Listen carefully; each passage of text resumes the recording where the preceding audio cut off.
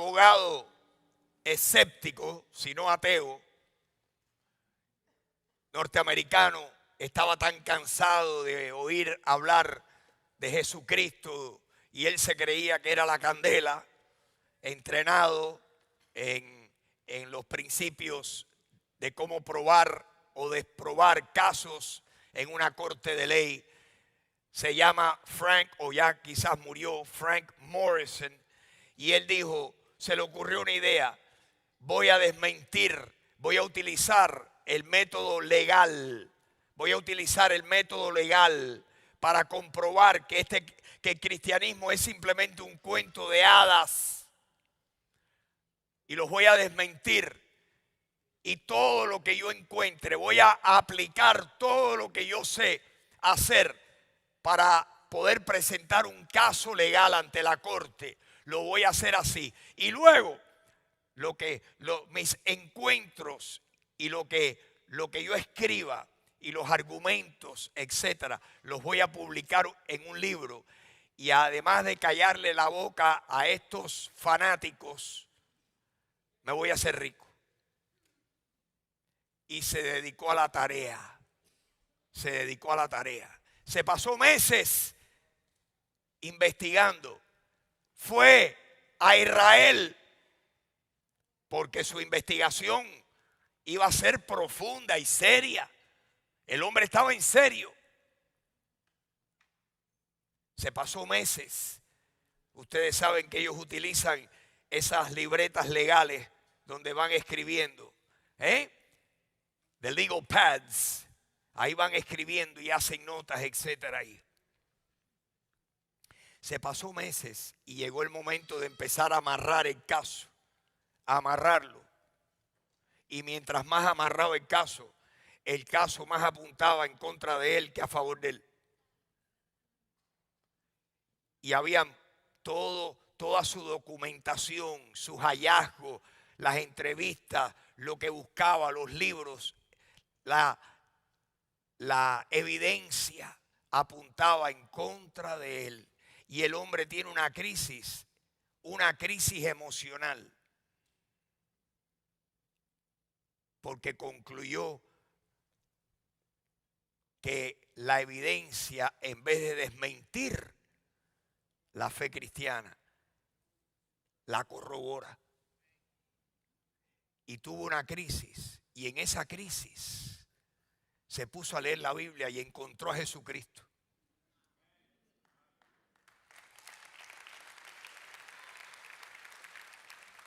Lo interesante es lo que pasó después. Y dijo, ¿y ahora qué hago con toda esta información? Ahora voy a hacer un libro a favor de la resurrección. Y está escrito, traducido del inglés al español, se llama en español, ¿quién movió la piedra? Who moved the stone? De Frank Morrison. Y ahí todos los argumentos de él los presenta, todos los estaba ordenando para poder desmentir la fe cristiana. Y ahora, ¿quién removió la piedra? Él habla en su libro de la piedra, de la tremenda piedra. No era una piedra, era una piedra. Era una roca. Era una mole de granito. Como hay piedras en Israel, en todo Israel. Una cantidad de piedras tremenda. Él habla de la piedra. Habla de los soldados. Habla de el castigo del prisionero. Porque hay quien dice, Jesús no murió. Lo que estaba era un poco atontado por los golpes y eso, pero ahí en la tumba, oigan esto. Hay gente inteligente que dicen esto y hay que decir, inteligente.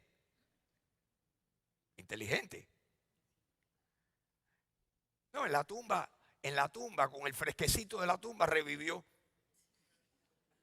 Se recuperó, se reincorporó y salió. Y por eso no lo encontraron. Oiga eso. Los latigazos. La lanza en su costado, que le salió agua mezclada con sangre. Porque quiere decir que traspasó el pericardio y que ya el pericardio estaba cargado de agua. Las manos y los pies traspasados, 6 horas tratando de evitar la asfixia. Él habla de los argumentos de la guardia de soldados, 24 soldados, 4 grupos de soldados, de centuriones romanos dedicados por Poncio Pilato para guardar, para hacerle guardia a la tumba. Esos eran la élite en su tiempo y eran los que estaban allí para proteger de que vinieran los intrusos a tratar de hacer algo con el cadáver. Él habla de todos los argumentos que en vez de apuntar en contra del cristianismo, lo que hacen es que corroboran y demuestran la tremenda veracidad que hay. Y yo les quiero mostrar 2 fotos en esta mañana y después vamos a leer unos versículos.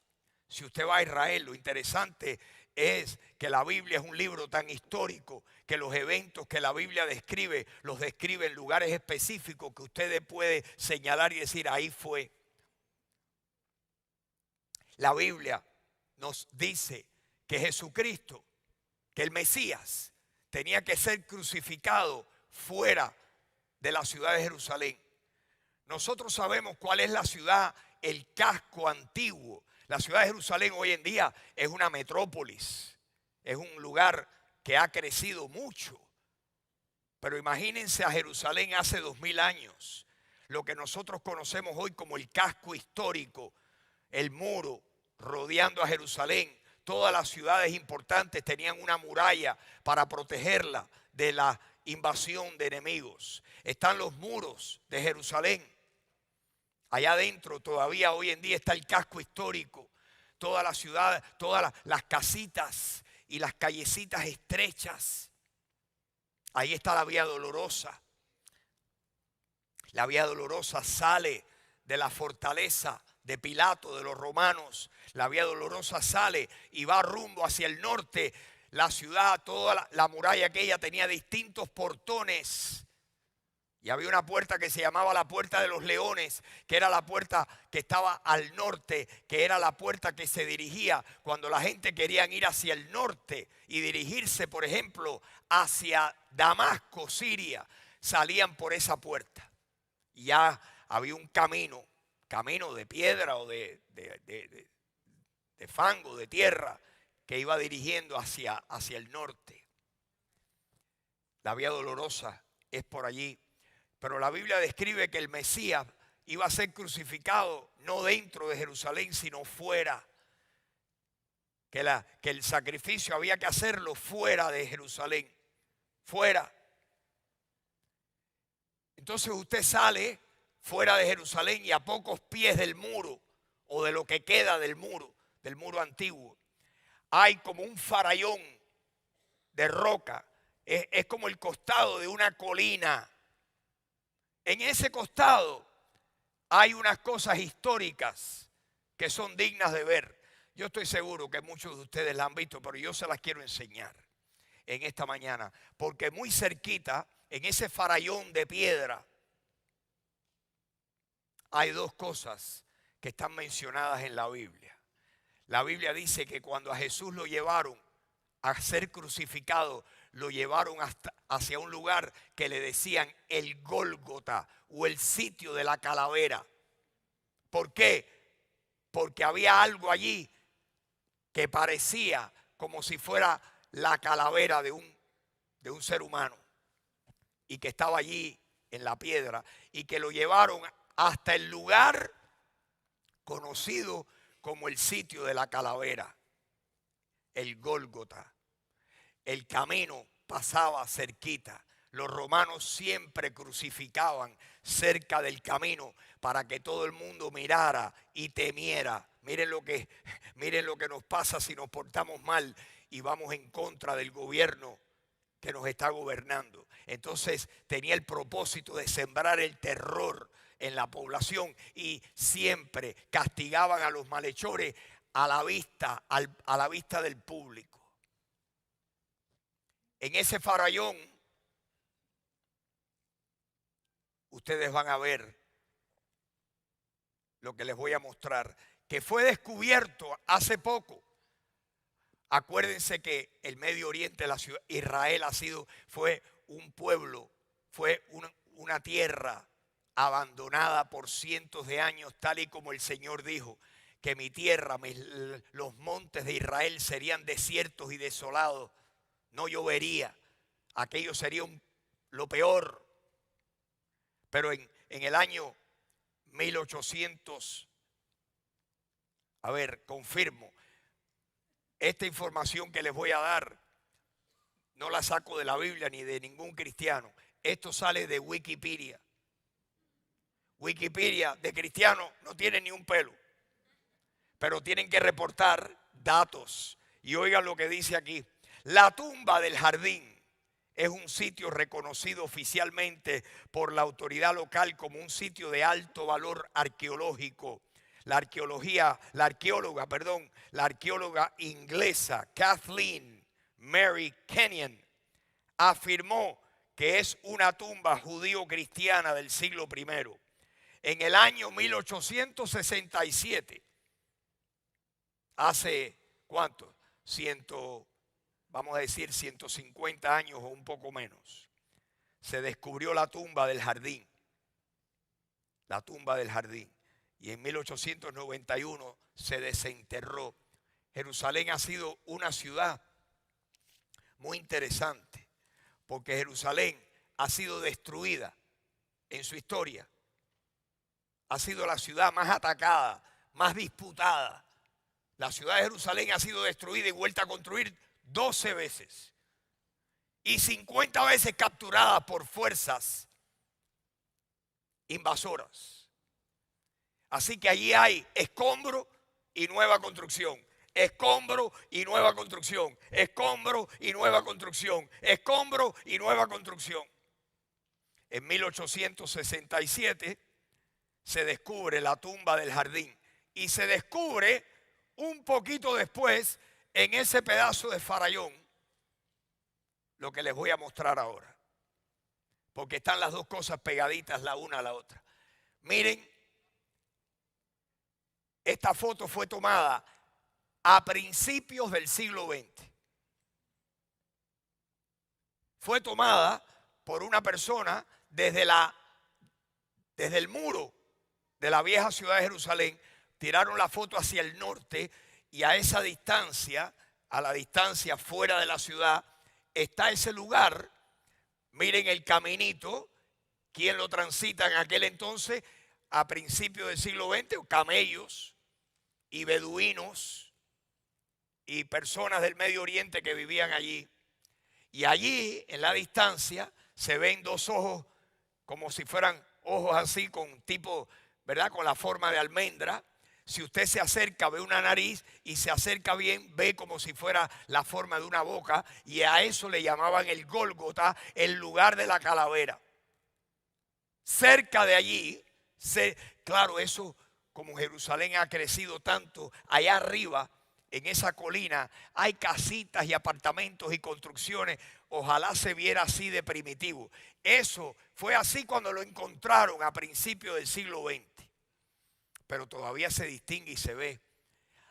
Al lado de eso está lo próximo que les quiero enseñar, que es la tumba del jardín. Si me la pueden poner ahí. En ese farallón está este hueco, esta hendidura. Ahí, en la piedra. Quizás la ampliaron un poco. Como ustedes saben, la Biblia dice que cuando Jesús fue crucificado, cuando murió, José de Arimatea, que era judío, pero era un judío que tenía un corazón, era un seguidor de Jesucristo a pesar de ser un fariseo. Así que no todos los fariseos eran malos. Habían pocos que eran creyentes en Jesús. Y José de Arimatea, que era de posición pudiente, tenía una tumba nueva y tenía influencia. Y fue a Poncio Pilato y le dijo: permíteme, deme el cadáver para enterrarlo antes que caiga la noche. Y que a José de Arimatea le entregaron el cadáver y que él lo puso en su tumba. Y que la tumba de él estaba cerca del lugar donde habían crucificado a Jesús. Y ese lugar está pegado al otro sitio que les mostré. Entonces, nosotros tenemos evidencia palpable de que los eventos que están descritos en la Biblia ocurrieron. Le voy a decir algo más que algunos aquí quizás saben, algunos no, tal vez en los países donde estudiaron no se enseñaba esto, pero aquí en Estados Unidos enseñaban en las escuelas, por ejemplo en high school, de que la literatura griega de mayor importancia eran las obras literarias de Homero, que escribió 2 obras literarias. Una era la Ilíada y otra la Odisea. La Ilíada de Homero y la Odisea. Y dicen que los griegos, que eran muy educados y muy avanzados en las cosas, en la literatura, etcétera, que la base de la literatura moderna descansa sobre los hombros de Homero y de sus obras de la antigüedad, la Ilíada. Entonces, les quiero hacer este comentario. La Ilíada, que las personas dicen, ¡oh, qué maravilla! Tenemos manuscritos que podemos identificar que han estado en el mundo desde los tiempos de los griegos, desde el imperio griego.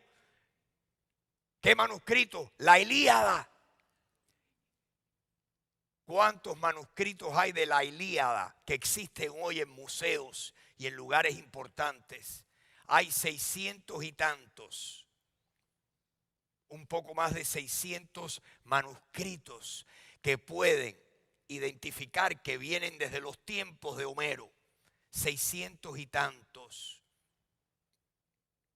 ¡Qué maravilla! Oh, tiene tremenda autenticidad. Si uno tiene un documento, si uno tiene un escrito y encuentra 600 escritos de un periodo de tiempo en pergaminos, etcétera, uno dice, tengo aquí una joya de arqueología.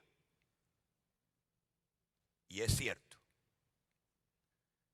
Quiero contrarrestar lo que tenemos nosotros los cristianos.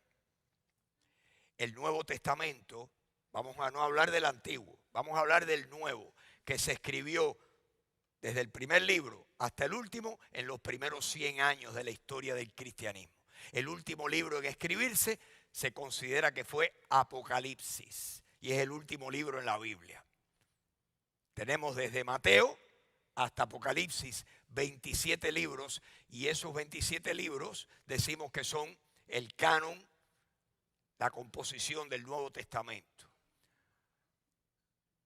Y se escribieron en los primeros 100 años de la historia del cristianismo. ¿Hace cuánto? Hace 2000 años.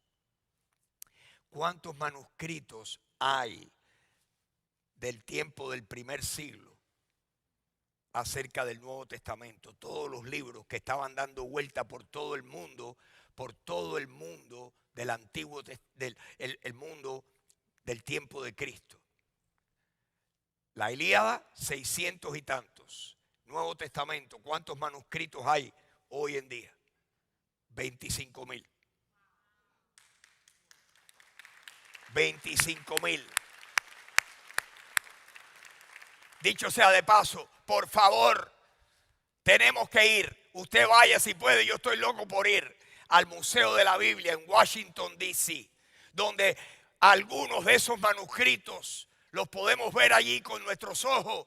El Museo de la Biblia, una donación de una familia cristiana.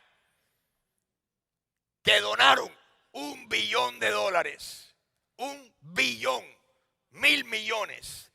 Para que hubiera un testimonio en la capital de los Estados Unidos del impacto que la Biblia ha tenido en Estados Unidos y en el mundo.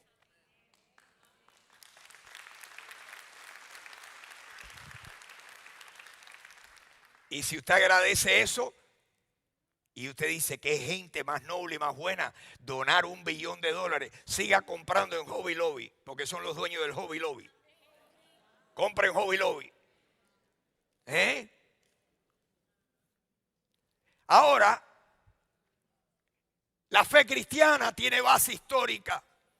A nosotros nos acusan de que nosotros damos saltos a lo desconocido, que cerramos los ojos. No, la fe nuestra tiene base. La fe nuestra tiene base, la fe nuestra es inteligente y razonable. Ustedes saben cuántos milagros hay que están documentados. Para que haya milagros tiene que haber un poder sobrenatural. No pueden haber milagros sin poder sobrenatural que esté detrás de un milagro. Los hombres quieren hacernos creer de que yo si lo veo, si lo saboreo, si lo oigo, entonces lo creo. No. Pero hay infinidad de cosas que tú ni ves, ni saboreas, ni oyes, y sin embargo están muy reales en este mundo. La resurrección de Jesucristo es la columna vertebral de la fe tuya y de la fe mía, si tú eres cristiano. La columna, es el corazón, es el corazón. Quiero ponerles unos versículos y terminamos con esto. Primera de Corintios, capítulo 15. Si me puedes poner ahí. En el capítulo 15, el apóstol Pablo escribiéndole, nada menos que a griegos. Los griegos eran los que menos fe tenían. Eran los que fue en Atenas, el corazón de Grecia, donde oyeron a Pablo predicar y los atenienses le dijeron, ay, háblanos de esto en otro momento, no tenemos tiempo ahora. Esta es una religión nueva. Lean la historia de Pablo predicando en el Areópago, en Atenas, en el libro de los Hechos, capítulo 17. Pero Corinto, la ciudad de Corinto era una ciudad griega y allí fue Pablo y allí plantó una iglesia. Y Pablo les escribe la primera carta a los corintios, dirigida a los corintios, para demostrarles que sí había habido una resurrección. Y que si ellos no creían en la resurrección, todavía entonces no tenían el perdón de sus pecados, porque la resurrección de entre los muertos es lo que garantiza que nuestros pecados están perdonados. Si Cristo no resucita de los muertos, quiere decir de que el pago por nuestros pecados no fue aceptado por Dios. Entonces Jesucristo resucita. Y miren lo que dice, Pablo les dice a los corintios en el capítulo 15, vamos a poner ahí, Luis, capítulo 15, vamos a empezar por el versículo 3. Primera de Corintios 15, 3, dice, yo primeramente, les dice Pablo, les he enseñado lo que yo recibí, que Cristo murió por nuestros pecados, conforme a las Escrituras, que fue sepultado y que resucitó al tercer día, conforme a las Escrituras. Así que murió, fue enterrado, resucitó, tal y como lo dicen las Escrituras. Pero miren lo que dice ahora a continuación. Después de eso, ¿qué pasó? Jesús resucitó. ¿Qué pasó? Pablo le está dando el orden de los eventos a los corintios. Y les dice, versículo 5. Después que resucitó, se le apareció a Cefas, que es Pedro. Después se le apareció a los 12. Versículo 6. Después se le apareció a más de 500 hermanos que estaban juntos. Y se apareció Jesús.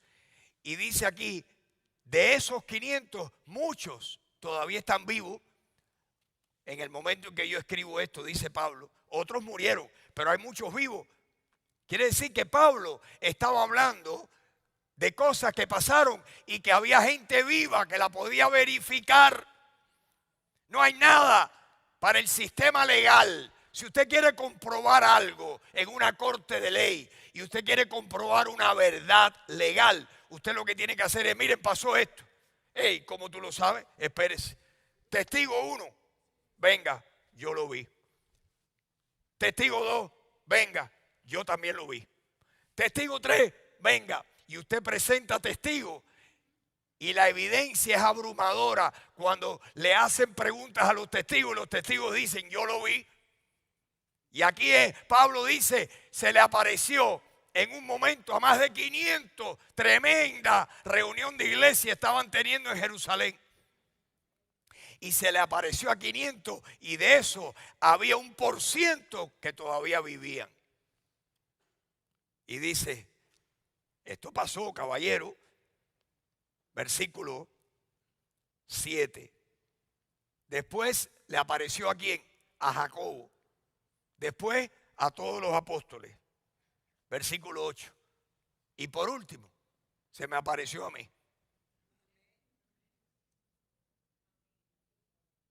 Se le apareció a Pablo. Y la luz lo tumbó de su bestia. Y oyó la voz que decía, Saulo, Saulo, ¿por qué me persigues? Yo soy Jesús a quien tú persigues. Porque Saulo era un perseguidor de los cristianos, porque pensaban que era una religión falsa y que eran herejes para desviar a los judíos de la religión verdadera. Y de ahí sacaron la canción, te tumbó el caballo, de ahí fue la cosa. ¿Oyeron? Allá era una guaracha, pero aquí de guaracha no tenía nada. La luz lo tumbó del caballo. Y allí no solamente lo tumbó y oyó la voz que le decía, Saulo, Saulo, ¿por qué me persigue? Sino que Dios le cegó los ojos por varios días y había que llevarlo de la mano. Y qué interesante que Pablo se dejó matar, dejó que lo mataran antes que decir que esto no le pasó.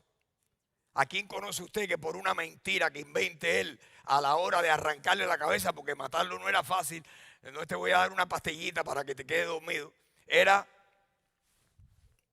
cortarte la cabeza? Y Pablo fue decapitado antes de decir, no es cierto lo que yo he venido diciendo. Díganme si eso no es testimonio de la veracidad.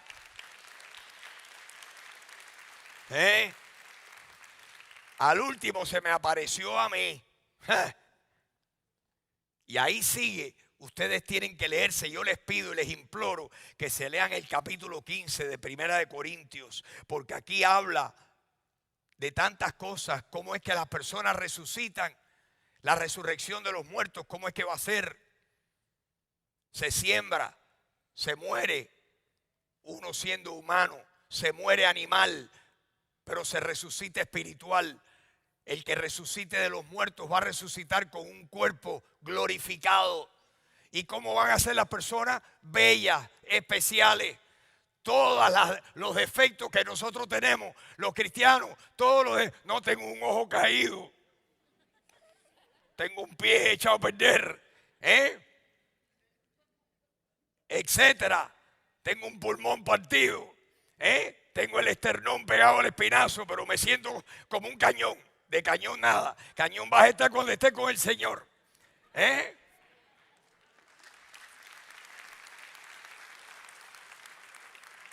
Vamos a tener un cuerpo glorificado. ¿Cómo lo sabemos?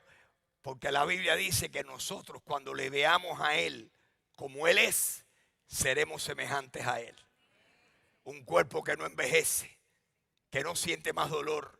Nuestro sistema nervioso va a ser transformado para que los nervios no produzcan más dolor. No van a haber más dolores de cabeza. Nuestra alma va a ser transformada para lo que nos duele emocionalmente, más nunca. Nada nos va a doler jamás.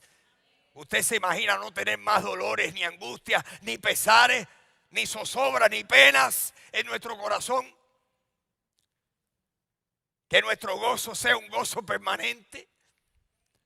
Que nuestra apariencia física sea la más agradable, que no vamos a sufrir más enfermedad ni más muerte. Vamos a ser Vamos a estar en un estado permanente de gozo, de paz, de armonía.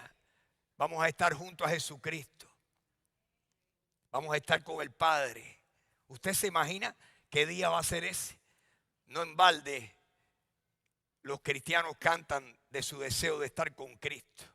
Pablo dijo, yo tengo deseo de partir y estar con Cristo, lo cual es muchísimo mejor. Eso dijo Pablo en Filipenses capítulo 1. Los autores de canciones, ese himno tan famoso, yo solo espero ese día cuando Cristo volverá. Yo solo espero ese día cuando Cristo volverá. Afán y todo trabajo para mí terminarán. Cuando Cristo venga, a su reino me llevará. Jesucristo dijo, no se turbe vuestro corazón. Ustedes creen en Dios, crean también en mí. En la casa de mi Padre hay muchas mansiones. Yo me voy a preparar lugar para ustedes. Y cuando me vaya, óigame bien, regresaré otra vez y los vendré a buscar y los tomaré a mí mismo para que donde yo estoy, ustedes también estén.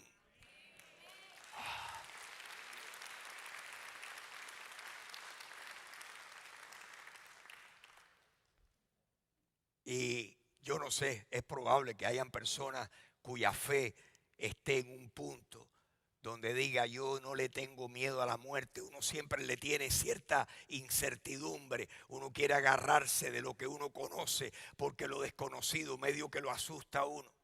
Y eso es normal, me parece a mí. Pero el Señor nos asegura vez tras vez que no tenemos, que si lo hemos recibido a Él como nuestro Salvador, no tenemos que tener temor, que lo mejor está por venir. Que cuando demos el salto de aquí para allá, vamos a estar en un lugar mucho mejor. Mis hermanos, y todo gracias a la resurrección de Jesucristo.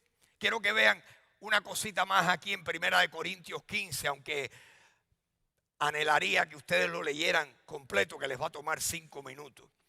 Miren lo que dice el versículo 51, si me pones el 51, Luis. Les dice a los corintios, Pablo, les digo un misterio.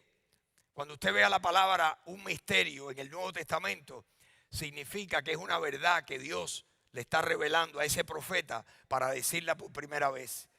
Aquí Pablo les dice a los corintios, les voy a decir un misterio que el Señor me lo ha revelado a mí. Un misterio, una verdad revelada por primera vez. No todos dormiremos, pero todos seremos transformados. En otras palabras, cuando el Señor venga, cuando el león de Judá venga y venga a buscar a los suyos y venga a arreglar el desorden que hay aquí, los primeros que van a estar con Él son los suyos. Y el Señor dice, hay cristianos que van a morir y se van a encontrar con el Señor allá en el paraíso. Pero hay otros que van a estar vivos. Y Pablo les dice, les digo un misterio, no todos dormiremos, pero todos seremos transformados. ¿Cómo? Todos seremos transformados. ¡Fuap! ¿Qué dice? Versículo 52. En un momento, en un pestañazo, en un abrir y cerrar de ojos, a la final trompeta, porque se tocará la trompeta y los muertos serán resucitados incorruptibles, pero los que estén vivos, cuando se toque esa trompeta, seremos transformados. Los que estén vivos, transformados. ¡Wow! ¡Qué bárbaro! Versículo 53, porque es necesario que esto corruptible se vista de incorrupción y esto mortal se vista de inmortalidad.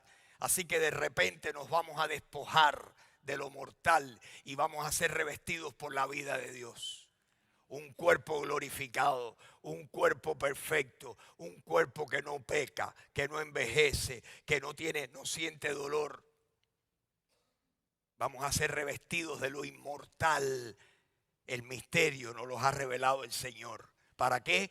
Para que estemos animados, para que estemos llenos de esperanza,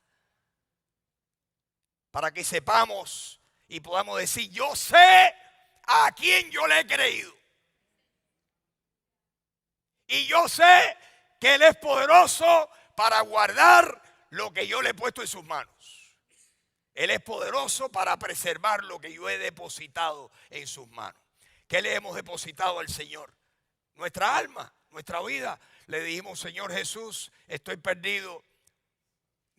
Yo me merezco castigo, pero Señor, yo vengo a ti porque tú puedes limpiarme con tu sangre. Y yo quiero que tú me limpies porque yo quiero ser tuyo y que tú seas mío.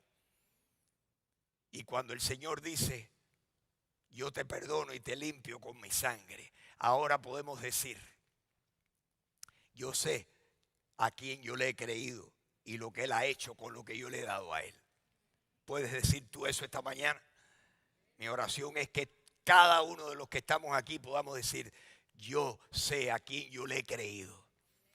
Y yo sé que Él es poderoso y fiel para guardar lo que yo he puesto en el depósito de Él. Es como tener el banco perfecto. Que tú le pongas ahí en la bóveda, en la cajita del banco, y que tú le digas a la cajita, Señor, este eres tú.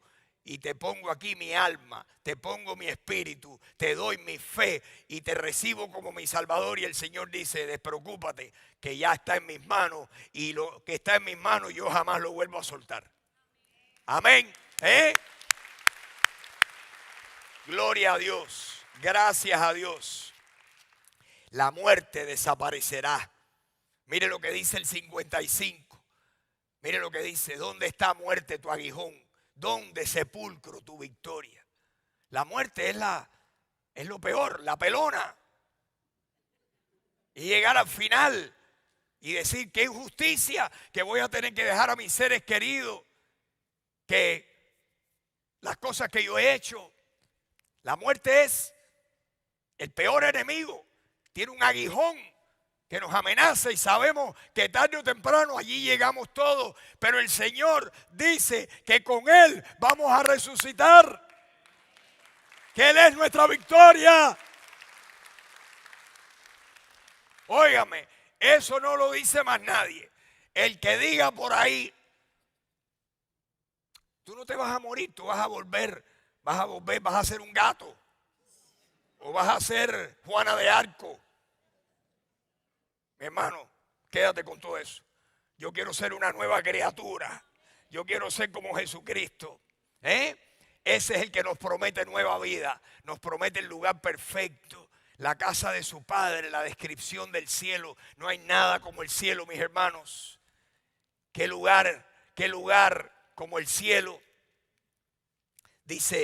Termina el apóstol Pablo animando a los corintios. Y yo quiero que Pablo nos anime a ti y a mí esta mañana. Porque aquí nos queda quién sabe cuántos añitos. ¿Qué vamos a hacer con los añitos que tenemos? ¿Qué vas a hacer con tu tiempo? Cada día tiene la misma cantidad de horas para todo el mundo, la misma cantidad de minutos. Tú y yo hemos sido puestos en la tierra para hacer algo para Dios, para cumplir una misión para Dios, para hacer algo para Dios. Tú nos creaste con un propósito para tu nombre glorificar, y cada día sobre la tierra proclamaremos tu gran bondad. Tú nos creaste para alabarte, para tu gloria manifestar. Dios nos creó para algo, a ti y a mí, a todos. No estamos aquí para hacer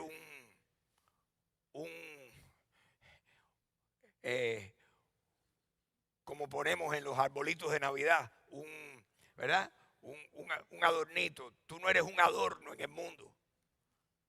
Tú eres alguien que Dios quiere que tú hagas algo. Cada uno algo diferente. Cada uno según el don que ha recibido, ministrelo a otros como buenos administradores de la multiforme gracia de Dios. Muchos dones, muchas cosas, pero Dios tiene alguna para ti y alguna para mí. Pongamos manos a la obra y hagamos. Mire lo que dice el versículo 58. Póngame ahí el 58. Así que, hermanos, en vista de todo lo dicho, en vista de lo anteriormente dicho, mire lo que dice. Este es mi estímulo para ustedes hoy, el de Pablo en realidad. Hermanos míos amados, ¿qué debemos de hacer? Estemos como firmes y constantes. ¿Cómo debemos vivir? Firmes y constantes. La inconstancia es horrible.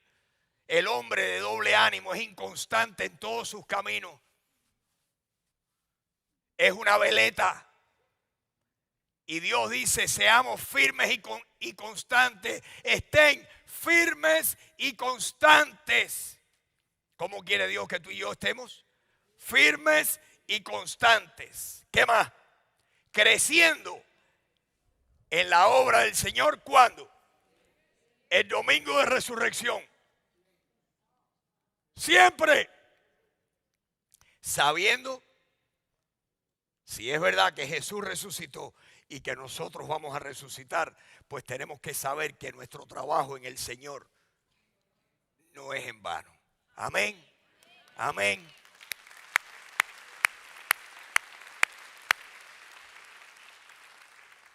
Y yo quiero terminar mi trabajo esta mañana diciéndote esto.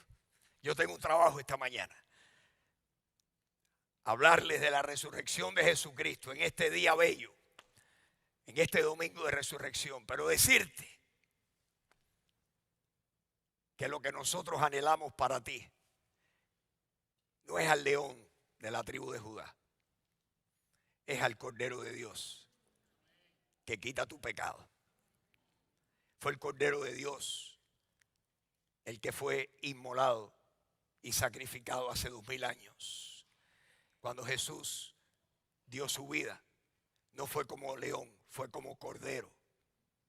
Cuando se dejó crucificar y su sangre fue derramada toda allí en aquella cruz y en muchos lugares antes.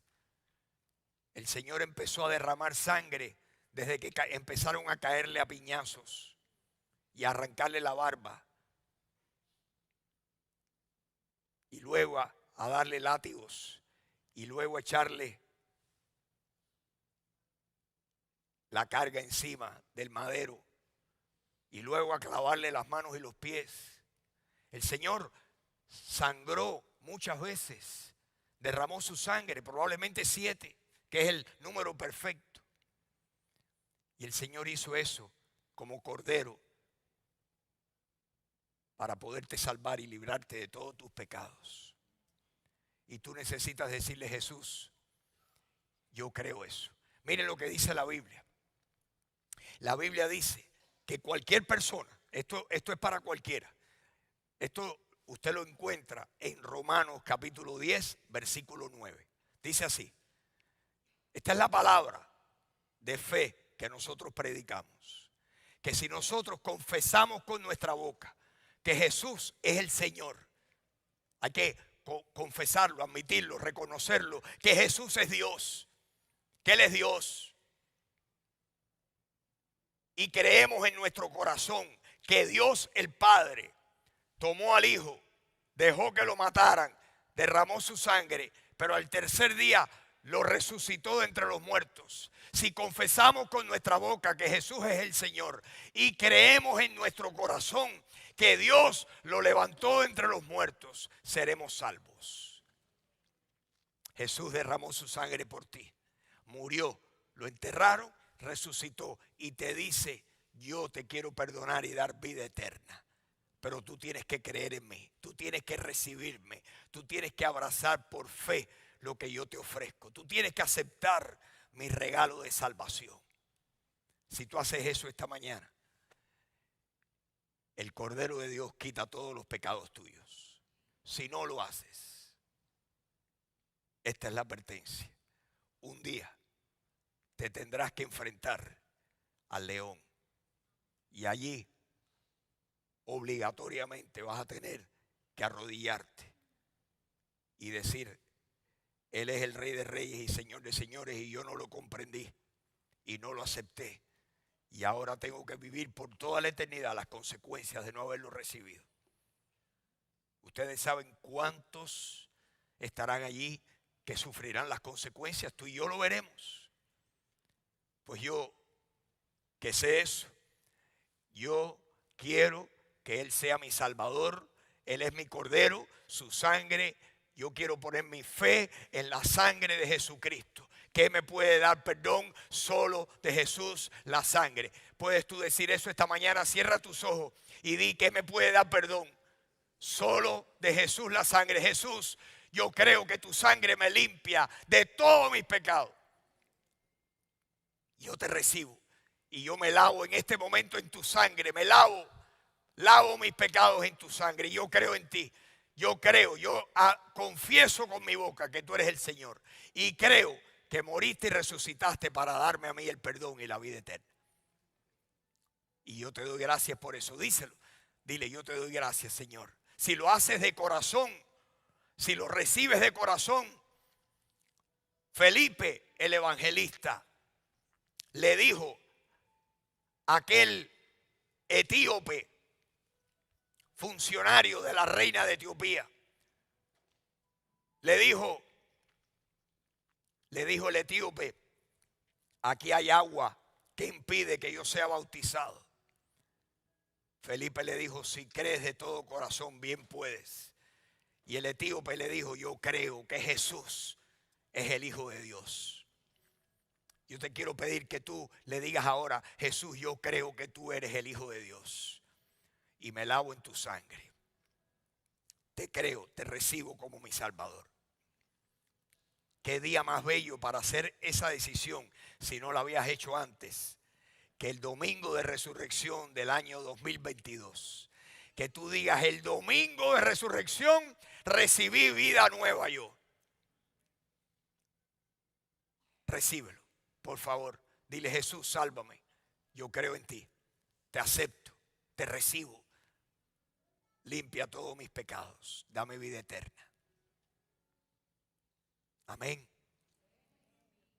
Señor, te pido ahora, para aquellos de nosotros que estamos aquí, que ya tomamos esa decisión anteriormente.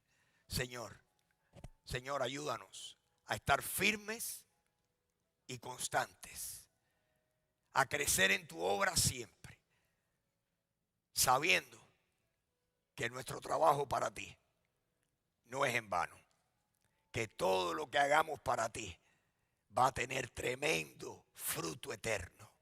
Todo. Señor, ayúdanos a estar ocupados en tus asuntos, porque tú vienes. Y Señor, un día vamos a estar contigo. Te pedimos eso esta mañana. ¿Cuántos están de acuerdo conmigo, mis queridos hermanos?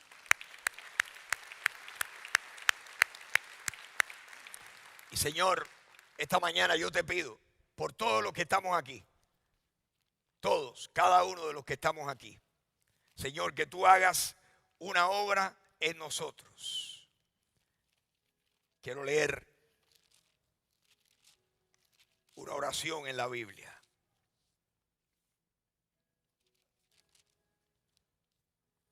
Que el Señor nos bendiga, que el Señor nos guarde, que el Señor haga resplandecer su rostro sobre nosotros, que tenga de ti y de mí misericordia, que el Señor alce sobre ti y sobre mí su rostro y ponga en ti y en mí su paz.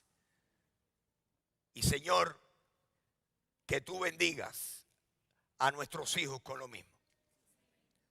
Y esta mañana te pedimos eso. ¿Cuántos le piden eso al Señor? ¿Cuántos reciben eso?